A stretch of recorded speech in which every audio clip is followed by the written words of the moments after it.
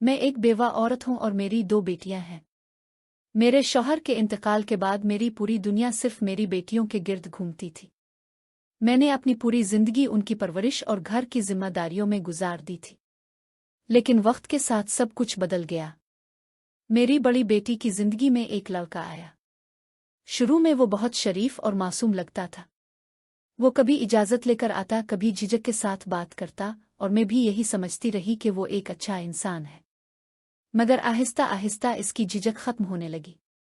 वो ज्यादा खुदइत्मीद और बेबाक हो गया। इसने हमारे घर को समझना शुरू किया, हर चीज पर नजर रखने लगा जैसे वो कुछ जांच रहा हो। मुझे शुरू से ही इस पर शक था, मगर मैंने खुद को समझा लिया था कि शायद मैं गलत सोच रही हूं। लेकिन फिर एक दिन इसने वो बात कह दी जिसने मेरी पूरी दुनिया हिला दी। इसने मुझे धमकी दी कि अगर मैं इसकी बात ना मानूं तो वो मेरी बेटी की कुछ जाती वीडियो सोशल मीडिया पर डाल देगा। मैं ये सुनकर साकित रह गई।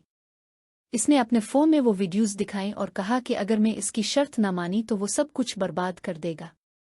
इसकी शर्त सिर्फ एक थी, वो मुझसे गलत ताल्लुक चाहता था। मैं शर्मिंदगी, गुस्से और बेबसी में डूब गई। मेरी बेटियां इसकी गिरफ्त में थीं और मैं अकेली थी। मैंने कई दिन तक सोचा, खामोशी इख्तियार की और खुद को अंदर से तोड़ती रही। वक्त गुजरता गया।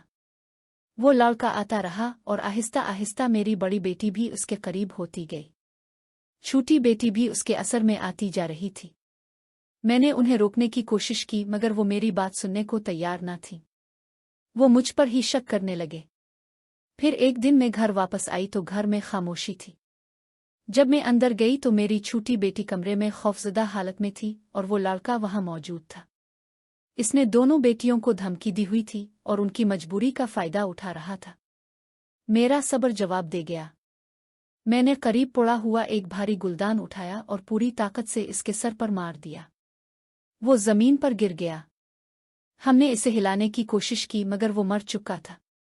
वो लम्हा मेरी जिंदगी का सबसे बड़ा इम्तिहान था।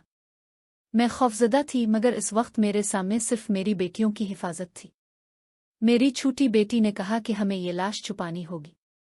हमने इसे दफन करने का सोचा, लेकिन इसी वक्त मेरी बड़ी बेटी घर आ गई। जब इसे सारी हकीकत मालूम हुई तो वो टूट गई। इसने मुझे इल्जाम दिया, मगर फिर आहिस्ता आहिस्ता इसे सच्चाई समझ आ गई। बाद में हमने फैसला किया कि पुलिस को इत्तला दी जाए।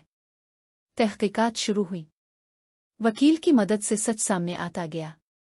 पता चला कि वो लड़का कोई आम शरीफ इंसान नहीं था, बल्कि एक झूठा और खतरनाक शख्स था जिसने सबको धोखे में रखा था। वो खुद भी एक गुमराह और खतरनाक ज़हन का मालिक था। आखिरकार अदालत ने इस वाक़ये को और जान बचाने की हालत करार दिया और मुझे बुरी कर दिया। आज मैं अपनी दोनों बेटियों के साथ हूँ। सब कुछ बदल गया है, मगर हम एक दूसरे के साथ हैं।